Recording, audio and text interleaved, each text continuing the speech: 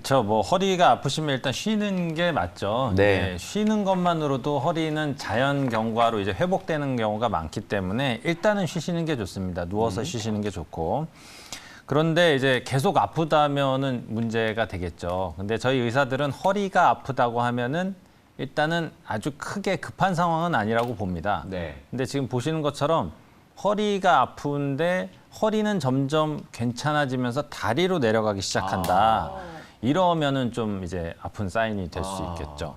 그래서 처음에 환자분들이 오셨을 때 저희가 꼭 여쭤보는 게 연세가 어떻게 되시는지, 예. 아픈 기간이 얼마나 되는지, 그리고 아픈 부위가 어떻게 되는지 요걸 물어보는데 특히 아픈 부위도 허리 말고 다리로 내려가기 시작하면은 요거는 조금 검사를 좀 해보시는 게 좋겠다 이렇게 말씀을 드리고요. 종아리만 아파서 오시는 경우들도 있고 특히 맨 아래쪽 세 개는 요거는 까치발이 안 된다, 엄지발가락 힘이 없다, 뭐 다리가 얇아진다. 요거는 요러기 전에 오시라는 말씀입니다. 아하. 이미 이런 사인들이 좀 생겨버렸으면은 회복이 한 6개월 정도에 걸쳐서 회복이 되기도 하고 예. 6개월 넘어가는 거는 그냥 후유로 남을 수도 있어요. 그래서 요 아래쪽 세 개의 증상들은 이러지 말자. 네, 이렇게 되기 전에는 오셔야 되겠다.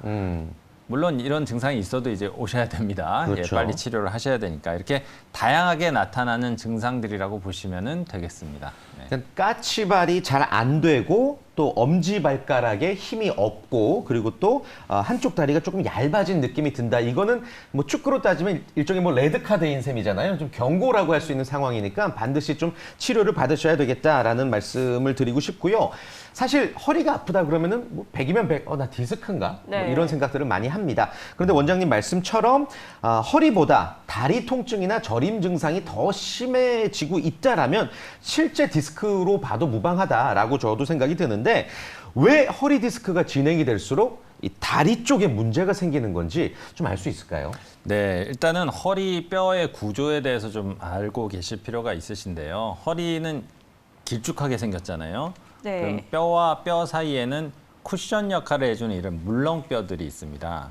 근데 모든 장비나 기계나 사람도 마찬가지고 오래 쓰면 이제 약해지겠죠. 네. 그래서 이 물렁뼈가 탱탱하게 쿠션 역할을 해주다가 나이가 드시고 반복적인 작업에 의해서 이게 약해지면 이제 찌부러지는 거죠. 그래서 호떡 이거 만들 때 이렇게 누르면 이렇게 찌부러지잖아요. 예. 그럼 찌부러지면 나와서 주변 구조물로 누르게 되는데 앞쪽으로 나오면 대장, 소장이 있으니까 거기는 좀 밀려도 상관없는데 뒤쪽으로 나오면은 다리로 내려가는 신경 다발들이 지나가기 때문에 그게 센터로 눌리면 허리가 아프고 다리로 내려가는 신경 쪽으로 눌리면 이제 다리로 증상들이 있는 거죠. 그래서 이런 어떤 단계별로 그레이드가 있는데 이게 중요한 게 뭐냐면 눌려서 나오는 속도가 갑자기 탁 튀어나오면 엄청 아프지만 네. 급작스럽게 통증이 오지만 서서히 거의 뭐 5년, 10년에 걸쳐서 서서히 밀려 나오면은 증상이 없는 경우들이 더 많아요. 그러다가 이제 병을 계속 쌓아오다가 물론 가끔씩 신호가 왔겠죠. 가끔 아프다거나 가끔 저리다거나. 그러다가 나중에 5년, 10년 지나서 갑자기 증상이 가속도가 붙여서 발견이 되면은 그때 가서는 디스크 단계가 아니라 이미 뭐 협착증 단계로 이제 진행이 되는 거죠. 그래서 환자분들마다 이렇게 좀 증상이 좀 다양하게 나타날 수 있는 거는 병이 악화되는 속도가 다 다르기 때문이다. 이렇게 보시면 될 것 같습니다. 네. 네. 그러니까 조금만 아프더라도 이걸 뭐 그냥 단순한 통증으로 치부해버릴 게 아니라 신체 반응에 좀 민감해야겠다는 생각이 듭니다. 맞습니다. 네, 보니까요 단계가 뭐 탈출된 디스크, 돌출된 디스크, 터진 디스크 이렇게 나뉘어지는 것 같은데 그에 따른 또 치료법도 달라질까요? 어떨까요? 네, 뭐 일단은 말만 들어도 터졌다, 뭐 너무 파열됐다 이러면은 무조건 수술을 해야 될 것 같고 네. 뭐 그런 생각이 드시는데 꼭 그렇지만은 않습니다. 아까 말씀드린 대로 터진 디스크도 환자분들마다 증상이 다양하게 나타날 수 있기 때문에 사진만 보고 결정하는 건 아니고 증상에 따라서 어떤 치료 방법이 달라질 수 있다. 네. 이렇게 좀 보시면 되겠고요. 그래서 척추 치료의 순서인데 제가 안전한 순서라고 이제 제목을 붙여봤어요. 네. 그러니까 이 얘기는 뭐냐면 웬만하면 이 순서를 지켜서 하시는 게 가장 후회가 없겠다. 아.